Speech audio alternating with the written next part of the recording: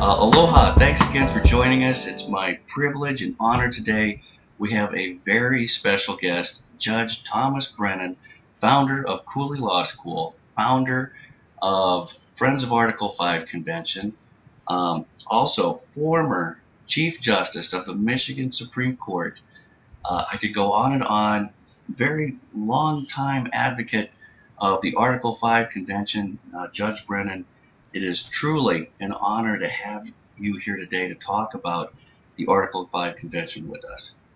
Well, aloha to you, Dan. It's nice to be with you, even only spiritually in Hawaii. Well, I like to say that the whole function of the book is sort of follows what Benjamin Franklin said to a lady that he met outside the convention hall back in 1787.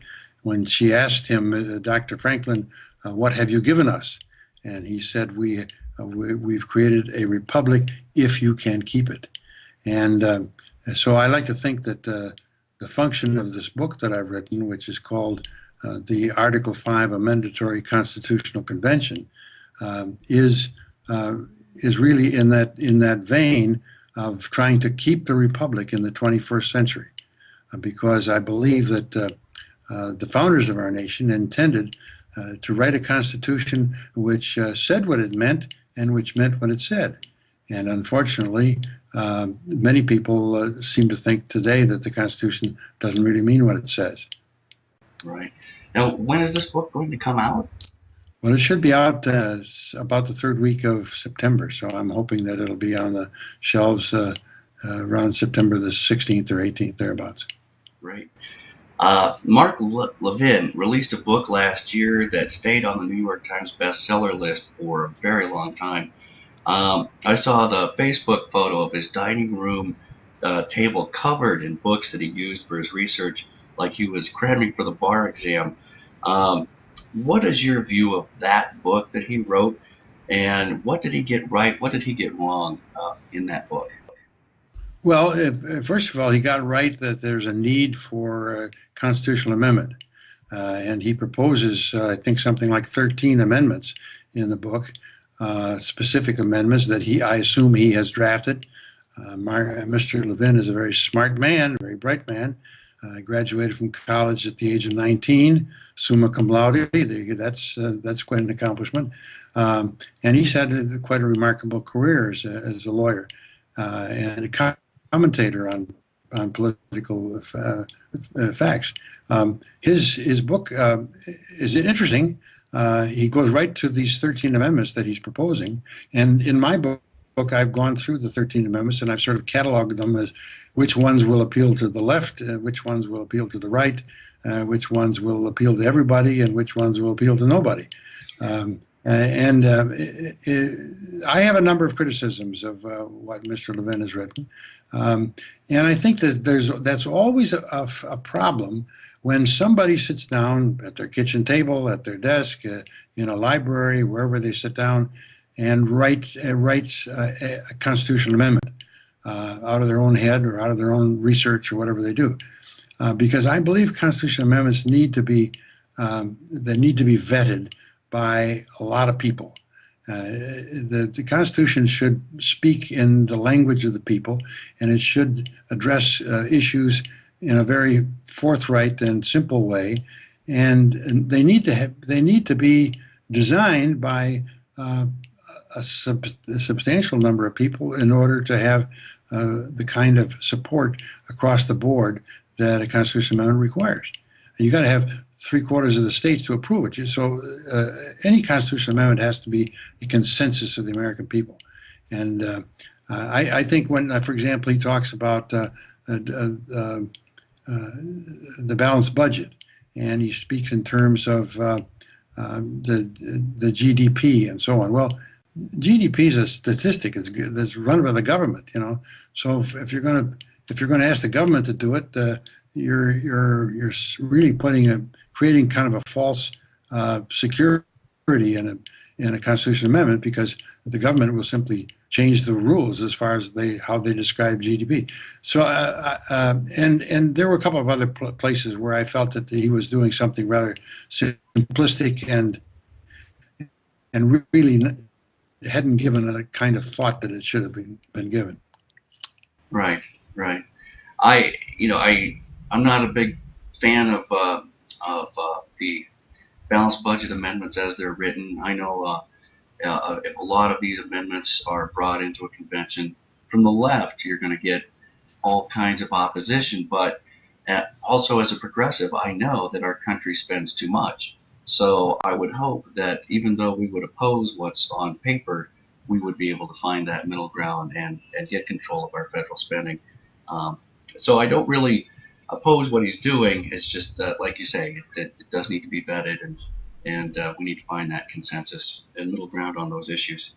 Now, as you know, I did submit a list of 42 states and their applications to Congress to get an official count as to which states have applied and which states have not applied for a convention.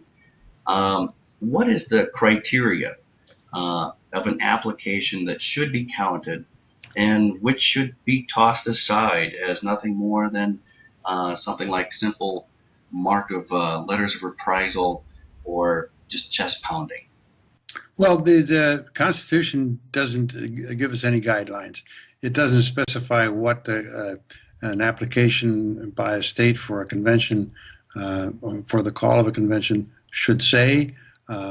It basically says whenever 2/3 of the states request a convention, the Congress shall call a convention.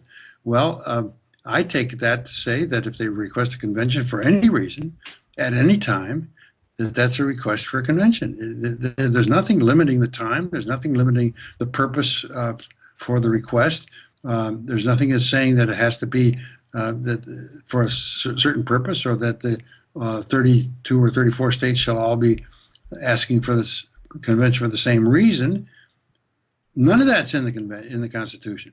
So a lot of this stuff is just superstructure of considerations that's been built in by academics and other people who've written about it and have thought about it. Say, well, really, they should be asking for the convention for the same purpose. Why? Who says that? There's nothing in the Constitution that says it has to be for the same purpose. They should all be asking at about the same time. Why? There's nothing in the Constitution that says this should all be at the same time. So these are restrictions or limitations that have been constructed by people who have just thought about it without necessarily consulting the Constitution, and they're adding requirements that aren't in the Constitution at all. Right. Now, when it says that in an application that if Congress does not limit this convention to a particular subject matter, that this shall be declared null and void, are those counted too? Is Congress going to impose a criteria or agenda on this convention? Well, I expect that if I were a judge and sitting in the case on the United States Supreme Court, and somebody was asking about these petitions for conventions, I guess I would reason in this way. I would think in this way. What is a convention? A convention is a meeting of people. It is a constituent assembly. A constitutional convention is an assembly of the citizens, of the people whose consent to be governed gives the government its authority to govern. Okay, so it's a constituent assembly. Now that constituent assembly is what we call sui juris. It's a law unto itself. It makes its own agenda. It sets its own rules. It decides what to propose, and it decides when it's finished its business and when it's going to adjourn sine die, or without another meeting. So I would say that any kind of a petition to Congress, which isn't for the purpose of having a convention in the classic sense that I've just described, is not a petition for a convention. If they say we want a convention that will only consider a balanced budget, there's no such thing as a convention that only considers a balanced budget. A convention considers whatever the convention decides to consider, if you're going to have a convention. So what they want is not a convention at all. It's a committee uh, given the responsibility to come up with an amendment for a balanced budget. So it's not a convention in the classic sense. So I frankly say, unless they simply say we're asking you for a convention under Article 5 of the Constitution, they're really not asking for a convention under Article 5. That would be one way of understanding what these things are all about. Yeah, I have to agree with that. I see a lot of times it seems like a contradiction to me if they're asking for a convention as described in Article 5, and then they want to, because Article 5 calls for a convention to propose amendments, but they would like to propose an amendment in this one convention. It seems like a contradiction to me that they would say it's as described in Article 5, but we want this convention to only deal with this subject. And that, well, I think I make the point in the book that it's like asking somebody to go to a baseball game and don't cheer for the team. There's certain things you do at a baseball game that if you're going to the game, that's what everybody's going to do. right. And so to say, or we're going to have a convention, but the convention is only going to have one item on the agenda is like saying, what kind of a convention is that? It's not a convention at all. And so if you're going to have a convention, the convention makes its own rules, it establishes its own agenda. And if you wanted to have a convention because you wanted it to propose a balanced budget amendment, that's fine. And the convention has the power to do that. But to say you can only do this, you can only go to the baseball game, but you can only eat one hot dog and no peanuts. Well, that makes no sense. Well, we did ask if can Congress impose an agenda? Can the states impose an agenda then as well? You're saying that the convention is completely autonomous of either? Yeah, absolutely. And the Congress can't do it. The states can't do it. A convention is a convention. It is a constituent assembly. And when the constituents assemble, they decide what they're going to do. And that's the nature of it. It was the nature of the convention in 1787. And incidentally, Dan, I have to jump in here with a thought which is so often misrepresented by people, and Levin was one of those who misrepresented it. He talked about claiming that the convention of 1787 in Philadelphia was a runaway convention, that they were supposed to be convened for the sole purpose of amending the Articles of Confederation, and they didn't do that. They wrote a whole new constitution. So they were a rump convention. They were a runaway convention and misbehaved. Right. George Washington and Alexander Hamilton and James Madison misbehaved and did what they shouldn't do. In the first place, what none of them who complain about this ever mention is the fact that the convention was not called by the Congress.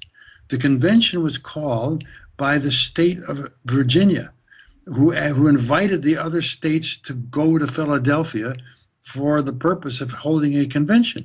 And in fact, before the Congress even issued its so-called call, there were already 6 out of the original 13 states that had agreed to send delegates to Philadelphia. So if you want to know what the purpose of that convention was, you look at the resolutions of the states that selected their delegates before Congress ever addressed the issue. Before Congress ever issued their call, there were already 6 states going there. So essentially, the purpose of the convention was the purpose that the states were going there to do, and that was not what the Congress necessarily said. The other thing was that if you read carefully what the Congress said, it didn't say they were only to amend the Articles of Confederation. The word amend is no place in the congressional resolution. The resolution talks about revising the Articles of Confederation. And revise means to rewrite, to revisit, to reconsider. And that's exactly what they did.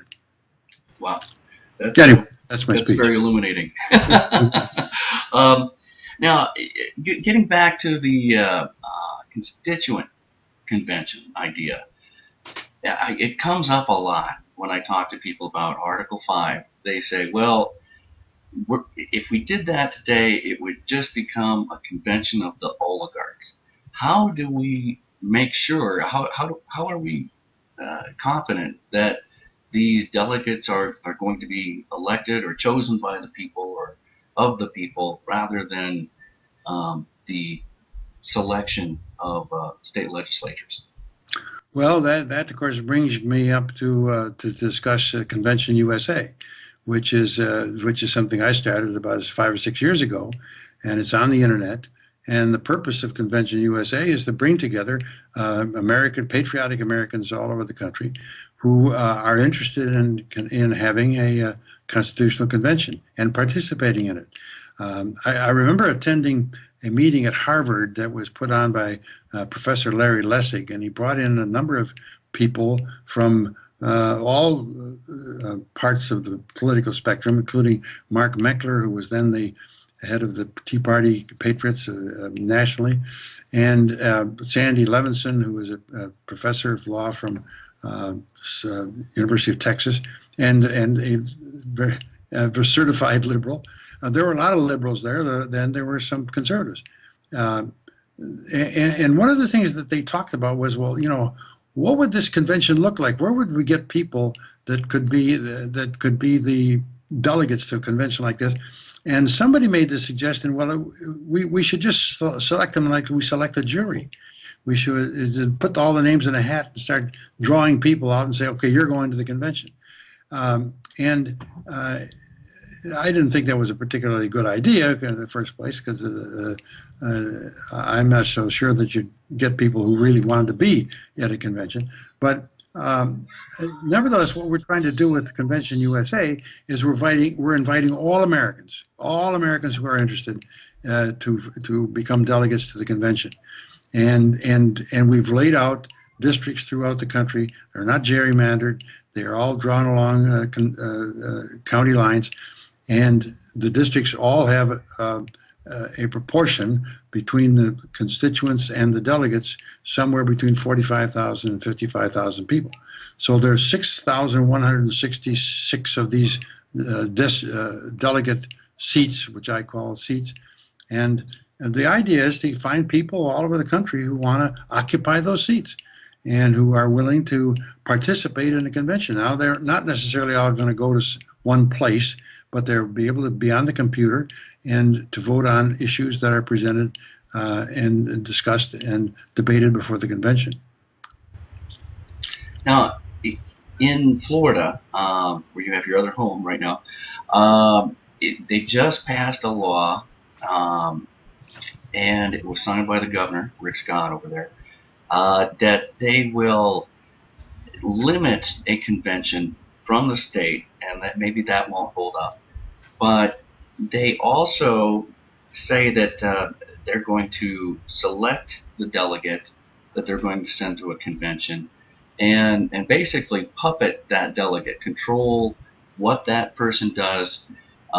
If they vote against the will of the state legislature will pull that delegate out of the convention, change the vote that they just made, and then charge that person with a third-degree felony. It would be funny if this hasn't passed already now in 5 states. Does any of this seem constitutional or even legal to threaten or puppet a delegate like this if they're free to debate? Well, I think there again it runs afoul of the very concept of a convention. The convention is a constituent assembly. It's an assembly of people who are or represent the constituents. They don't represent the legislature. They don't represent the politicians. They represent the people. And if they're really going to be delegates to convention, that's what they do. They represent the people. And I cannot see where anybody, a legislature or a governor or whatever, the Congress or anyone else, can dictate to them what they can do, how they can vote, what they can say, how they can behave in the convention. So, frankly, to me, it's kind of amusing that the members of the state legislatures are so paranoid about what a convention might do, that they're actually trying to create criminal sanctions against the people who don't do what they want them to do. And I don't think you can have delegates to a convention who are restricted. After all, the whole idea of the convention is not just to vote on things; it's to debate, to discuss, to compromise, to interact with the other members of the convention who represent other states and other parts of the country and other points of view. So the idea of having a convention where people go in and they're locked in like robots or to vote for a specific thing without listening to the other people at the convention, without engaging in debate, without engaging in discussion and compromise, to me, it frustrates the whole idea of a convention. Yeah, I'd be very against that. I mean, there's a whole list of ideas that are out there recently for applications from different states, but what really gets me is the small things that may not get a upswelling of support from Americans, and we need to still address those issues. And I don't think that, I've said it before, I don't think the problem is that we might make mistakes. We know prohibition was wrong, and we corrected it soon after that. I don't think that the problem is that we might make mistakes. I think the problem is that we have a system that won't correct itself. And if we try to make those corrections, we probably will make some mistakes. But as long as we have a system that's responsive to our needs, we won't really get ourselves into that kind of situation. I hope not. I hope not. At least. Just to clarify again, one more time, is this a convention of states, or is this a convention of delegates from states? It's a convention. It's a convention of the people of the states. What they said in 1787 was, "We, the people of the United States." They didn't say, "We, the people of the United States of America," because the United States of America then was the official name of the organization defined by the Articles of Confederation. So the Articles of Confederation was a treaty among 13 independent states. It had no citizens. It had no people who were subject directly to the control of that confederation. The confederation acted upon the states. When they taxed, they had a tax. They sent the bill to the states, to state legislatures, and that was the way it was operated. So the Constitution of the United States was a gathering of the people of the states. And so it wasn't a gathering of the legislature of the states. And in like manner, an Article 5 convention would be a convention of the people of the states. The people who created the Constitution, it was the people that can amend it. And the people would have to be the ones that would propose amendments to fix it. Now, do you think that the people, you are a former Supreme Court Chief Justice, Michigan Supreme Court. You obviously would have a loyalty to your colleagues as lawyers and judges. Would you prefer to have the American people, the common people, deliberating about this, or would you rather have people that are trained and skilled to write laws do this specifically? My book begins with the story of the Massachusetts Ratification Convention, in which I describe a debate, in effect, between two farmers. And they were debating the ratification of the United States Constitution. Neither one was a lawyer. Neither one of them was a college professor or a scholar of the law. But they were citizens, and they had read the Constitution, and they had different opinions about it, and they spoke quite eloquently about their respective positions.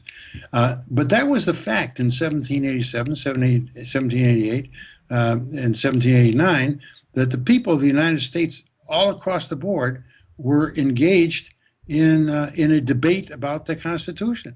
And what was said, and I can't recall the man who said it specifically, but what they said, and he was a delegate to the convention, that the Constitution is written in the plain language of the people.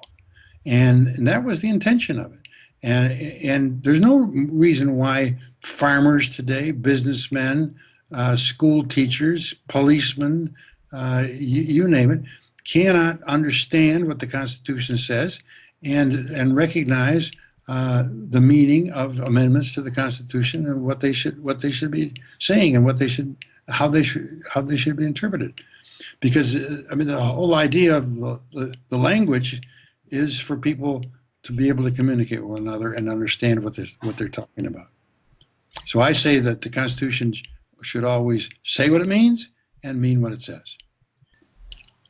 Do you feel that the states have already performed on their end? Have 2/3 of the states, from your opinion, you've taken a look at the collection of records. In fact, you were part of the effort to assemble that collection of records, and we have to definitely thank you for that. But when you took a look at the collection, when it was all put together, were you satisfied that the states have fulfilled Well, that threshold? I'm satisfied that the states have all shown an interest in having a convention. But as I said before, when they try to limit the convention and protect themselves from a runaway convention, so-called, which they're all terribly afraid of, they stumble, and in effect they limit their request for a convention in such a fashion that it can be well argued, and I think probably successfully argued, that they haven't really asked for a convention at all. If they ask for a convention that will only consider a balanced budget and nothing else, then they haven't asked for what a convention really is. And so maybe with those 747 applications or petitions by the states don't amount to a hill of beans, because very few of them have actually said, look, we want a convention. We want an Article 5 convention to do whatever an Article 5 convention is supposed to do. If we were to say that, why, we get 34 of those, and there ought to be a convention. Right. But I'm not so sure that no matter how the states propose it, no matter what they say, I'm not so sure that Congress is going to call a convention, because they don't want to. How can you make a Congress do what they don't want to do? The Congress works its will. They don't have the will to do it. What instrument would it take to get that kind of moment where we can accept the fact that this Congress will not do this, and that we have to? I mean, what do we do then? I mean, really, it's what do we do to make the action legitimate? And we don't want to get hung for assembling as a treasonous act. Well, how can it be treasonous when our Constitution gives us the constitutional right, a peaceable assembly, to ask for redress of our grievances? I mean, that's as fundamental a First Amendment right as the freedom of religion or anything else, freedom of speech. The fact that people come together and choose to come together as citizens for whatever purpose they want to, seems to me is an absolute right, and one of those that, if it's going to be stopped by our government at the point of a gun, is an invitation to a revolution. So that's actually very interesting.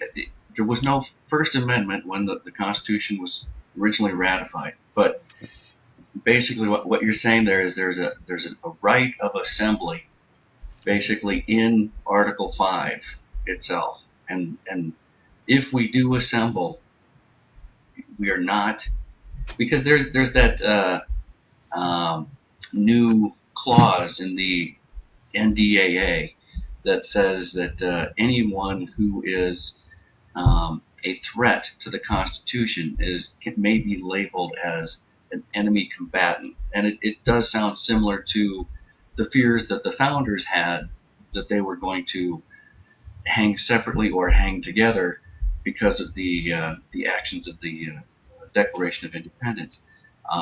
But so we shouldn't be afraid to act independently of Congress to assemble?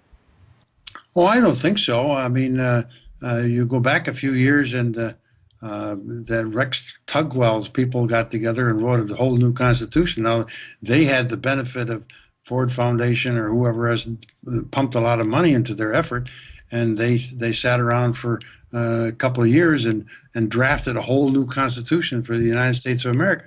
As a matter of fact, they even changed the name of the country. They called it the New States of America, and they abolished the 50 states, and they just had 10 departments around the nation.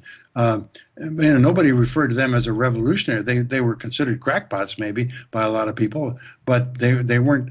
Nobody called the army out to make them cease and desist from writing this Constitution. So I think any group of people that want to get together and talk about the Constitution have a perfect right to do so. And I can't imagine that the federal government would stop people from gathering together to debate and discuss and propose amendments to the Constitution. I mean, that's like telling Mark Levin he can't write his book. It's like telling me I can't write my book. I mean, people have a right to make suggestions about how to improve our nation, and to do so individually and in groups. So it's on the other hand, there's some goofy stuff in our laws today, as you point out, the National Defense Act or whatever it is, that suggests to me and suggests to a lot of people that some people in the government of the United States are thinking in terms of controlling the political activity of the people in this country, which sounds an awful lot to me like Adolf Hitler. I would have to agree with you there. I do see a lot of manipulation, though. I mean, we do see how the two parties control who gets on the ballots, who controls the presidential debates now every 4 years, and who gets into those debates. It was said before that we will never have another Ross Perot again because the two parties are controlling those debates now. One of the factors of Article 5 that I think is very important is the fact that it would give us the opportunity to break that stranglehold on our system that the two parties have, even more than the members of Congress. Is the right to alter and abolish, or to abolish, is that rhetoric, or is that a real right? Well, the Declaration of Independence speaks about rights that are given to us by our Creator. Whatever your religious affiliation or belief is, it seems to me that everybody has to recognize that there are certain natural rights that human beings have just by their own very nature. And the fact that we are creatures with a free will, creatures who have our own opinions and our ability to decide how we're going to spend our time or what we're going to do, what we're going to believe, it seems to me is so self-evident to everybody who is rational and reasonably intelligent, that the whole idea of the foundation of the Declaration of Independence is self-evident, and that's what they said. These rights are self-evident: life, liberty, and the pursuit of happiness. We are endowed by our Creator, and that is no government creates those rights. Those rights are created in the nature of human life, and so nobody can take them away from us either. Of course, Dan, what you have to remember is that under Article 5, the ratification by the states is subject to a decision by the Congress as to whether the ratification is by the legislatures in the states or by conventions in each of the states. And in fact, of all the 27 amendments that have been adopted to the federal Constitution, only one of them was ratified by way of conventions in the states, and that was repeal of prohibition. Right. But so the Congress has a role to play in making a decision as to whether the ratification is going to be by legislatures or by conventions in the states. Now, consider this, just for a hypothetical case.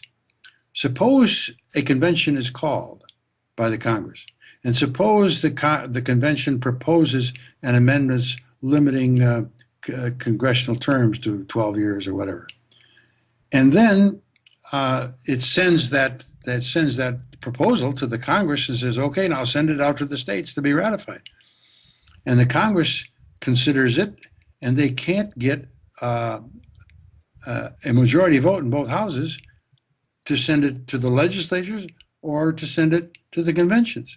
The House of Representatives wants to send it to the legislatures. The Senate votes to send it to the conventions in the states. And they bicker back and forth. They never agree. So now, will that amendment ever be ratified? Is there any way for it to be ratified? If the Congress won't decide how it's going to be ratified, is it just going to sit there unratified, proposed properly by the convention, but never ratified because the Congress won't agree on how to have it ratified? No, so I think the fact of the matter is that Article 5 has this fatal flaw in that it has given the Congress the power, first of all, to call a convention, and secondly, to determine the method of ratification. So Alexander Hamilton was concerned about having a process to amend the Constitution that didn't involve the national government. Originally, the so-called Virginia resolutions that were presented to the Philadelphia Convention at the beginning of it had a provision in there that there ought to be a way to amend the Constitution which does not involve the federal government, the national government. And Hamilton, who was a great supporter of the federal government, he didn't want to do that. So he managed to present an amendment, and amendments which ultimately were changed. So we ended up with the Article 5 the way we have it. But the way we have it, the Congress has got a stranglehold on it. The Congress has got, in effect, a veto. There's no way directly that you can amend the Constitution without the approval of the Congress. Now, so people ask me, what can you do with this convention that you're trying to create of citizens, people's convention? Okay, you can't stop them from getting together. You can't stop them from debating and passing resolutions. And you can't stop a group of citizens, however they're chosen, who've come together to be a convention. You can't stop them from proposing an amendment. I mean, after all, Mark Levin has proposed amendments. I proposed amendments. A lot of people have proposed amendments. All you got to do is have a piece of paper and write the convention, write the amendment that you want to propose. So everybody can propose amendments. So here's a convention of citizens from around the country that have proposed an amendment. What's going to happen to it? Will it ever become part of the Constitution? Well, I in the book I point out four possibilities. The first possibility is that nobody pays any attention to the resolution, the proposal by this rump convention, okay? It just goes by the wayside. That's pretty obvious that could happen. Second possibility is that the proposal, once it's been adopted by the convention, goes down to Washington, and the congressmen and the senators say, oh, that's a great idea. We're going to propose it. So they then can propose it by a 2/3 vote in both houses. And then, following Article 5, that can go out to the states to be ratified. Or the third possibility is that you don't have 2/3 of the votes in the House, and you don't have 2/3, or you don't have the votes in the 2/3 vote in the Senate, but you do have a majority of both the Senate and the House. So the majority of the Senate and the House calls the convention, this rump convention, it labels it as an official convention. And then it accepts the proposal coming from the convention and sends it out to the states by a mere majority of both the House and the Senate. So if you have a convention, if there is actually a convention called, it's called not by 2/3 majority of both houses, but by a simple majority of both houses. And the method of ratification is to be determined by a simple majority in both houses. So that's the third way it could happen. Now, the fourth way it could happen is simply this. The convention meets, the convention comes up with a proposal. They don't even send it to the Congress. They send it to the states. And they say to each state, here's a proposal. We want you to do two things with it. Number one, we want your legislature to ratify it. And number two, we want you to call a convention for the purpose of ratifying it by the citizens of the state. So now, you have a proposal which has been ratified in both ways, that is, by the legislature and by a convention, and that because they've done it both ways, they've eliminated the necessity of the Congress deciding which way to do it. So since it's done both ways, the Congress is now out of the ballgame because they have no say in the thing one or the other. Now, I think if that were to happen, Dan, I gotta say, you would be confronted with a constitutional crisis of the first magnitude, because you would have the states through their legislature and through conventions of each state saying, we want this amendment to be adopted to be part of our Constitution. Now, what is the Congress going to say? Oh, we're not going to do that. We don't recognize that. I think they're smart enough to know that the next election they're going to have to face these people, and so they're not going to. They're going to agree. But nevertheless, I confess that is a completely extrajudicial or outside of the framework of the Constitution way of doing it. But I think it could be done. When they ratified, they ended prohibition, and they sent it through the state conventions for ratification. The only time that they ever did that. What motivated them to do that differently? The big motivation there, as I understand it, was that the legislatures in those days were still kind of how can I put it, stodgy. They were stodgy, and it was before the days of one man, one vote, where they tried to get the legislature to be more representative of the individual of the people. And so a lot of the legislatures were just good old boys, farmers, and so on, and they essentially were tended to be dries. They were influenced by the Women's Christian Temperance Association and the other organizations that were dry, and so the Congress in proposing the amendment to repeal prohibition recognized that if they sent it out to the state legislatures, it probably wouldn't get ratified. So in order to beat that and get around those stodgy old legislators, they said, let's have a convention in each state. Well, when the conventions were organized, where the only issue in the convention was, do you favor repeal of prohibition, all the delegates who got elected to the conventions were in favor of it. That was the whole idea. So it took them no time at all. They met for one day, and each one of them passed a resolution ratifying the amendment. Now, I think that's very interesting. I think that the actions of Congress there, I think, speak for themselves. They wanted to ratify this, but they didn't want outside groups to influence this too much. They felt that the legislatures were too influenced by outside groups and wouldn't do what the people wanted. So they depended on a convention for the only time. I think that's amazing. I think it speaks volumes as to what the average American should expect from a convention just by their past actions. I think it's a significant move on their part.